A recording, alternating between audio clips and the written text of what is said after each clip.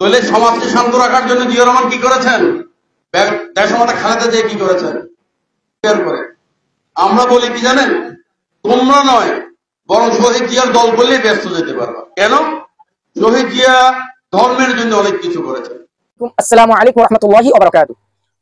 আমরা বাংলাদেশে বসবাস করি, যেই দেশে শতকরা 92% মুসলমান। এই মুসলমানের দেশের মধ্যে কিছু মুনাফিক রয়েছে, তারা ইসলামের বিরুদ্ধে কথা বলে, আর আমরা তা চেয়ে দেখছি।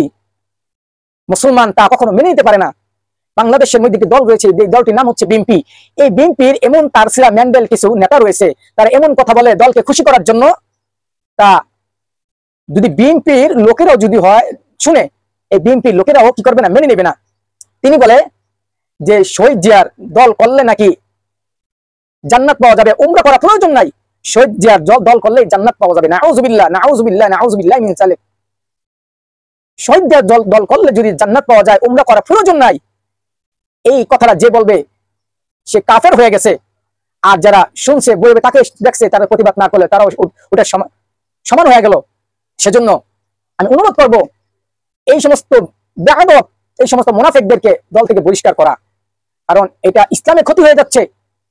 আর মুসলমান আমরা তৌহিদি জনতা আছে, আমরা এটা প্রতিবাদ করতে হবে। এই প্রতিবাদ করতে হবে যে এই ইসলামের বিরুদ্ধে যে বা যারা কোনো কথা বলবে, এই নাস্তিকদের কোনো, এই মুনাফিকদের কোনো বাংলার জমিন ঠাই নাই। সরকারকে জানিতে হবে, যারা ইসলামের বিরুদ্ধে কথা বলে তাদেরকে আইনের আওতায় আনতেই হবে। আল্লাহ তাআলা আমরা যা শুনছি বলছি আমল করা তৌফিক দান করুক। আমিন। আসসালামু আলাইকুম ওয়া রাহমাতুল্লাহি ওয়া বারাকাতুহু।